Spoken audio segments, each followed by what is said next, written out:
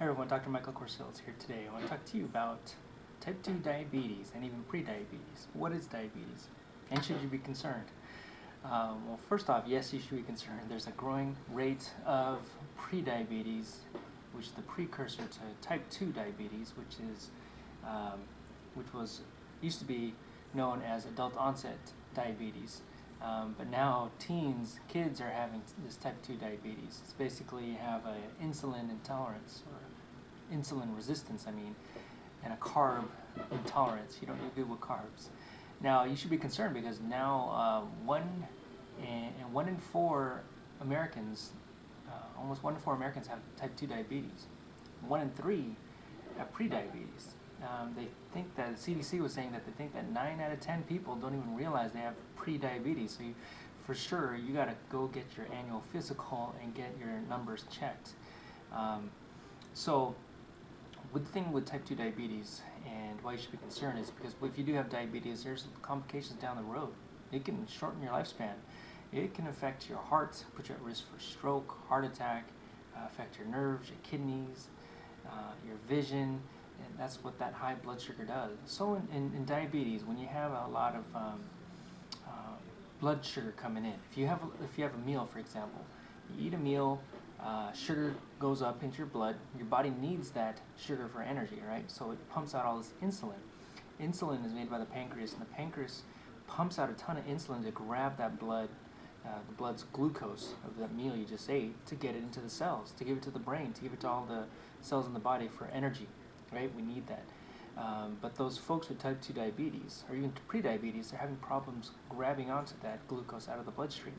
And so what happens over time, that sugar stays really high in the bloodstream, and the body says, hey, I'm not getting any energy. All of a sudden, you're going to start getting more tired. You can even start losing weight with diabetes because your body is not getting the energy, so it's going to start tapping the current energy stores it has, and that can be your muscles, your fat, but particularly your muscle. You don't want that muscle loss. But the big issue is with the insulin spike. So if you have, going back to the meal, if you have a big meal, glucose spikes up. As a result, the body wants that glucose, so it pumps up insulin to grab that glucose. But what insulin does, it doesn't just grab sugar, it also grabs proteins and fats. So it's a good thing, but we need that insulin. But what it does, it actually, insulin is a bad thing where it grabs all that sugar and then eventually turns into fat. So sugars get converted and stored into fat because it can't burn off the sugars so fast. So it stores the sugars as fat. So that's not a good thing, number one, regarding too many sugars in the diet or even carbs. Number two, insulin also makes you feel hungry. If that insulin really spikes up, it's going to increase the hunger that you have. So over time, you're not getting any energy because the insulin stops working. It's just not as effective, but your body's still pumping it out. But it just keeps you making more hungry.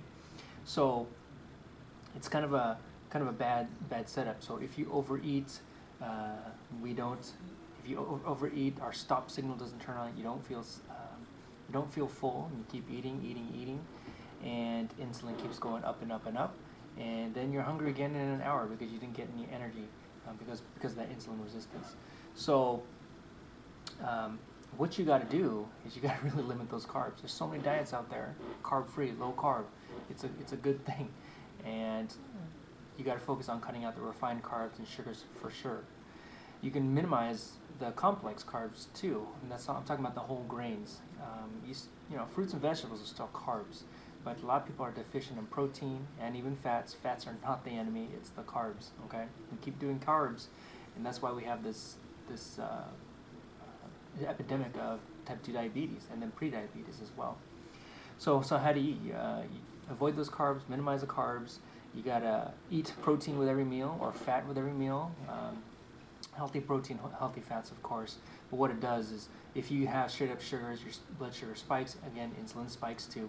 But if you add protein or fat with your meal, it's going to decrease that spike in insulin. That's what we want. If you have fat in your meal, insulin barely goes up. You have protein, insulin doesn't spike, not nearly as fast as compared to carbs. So you really have to restrict the carbs.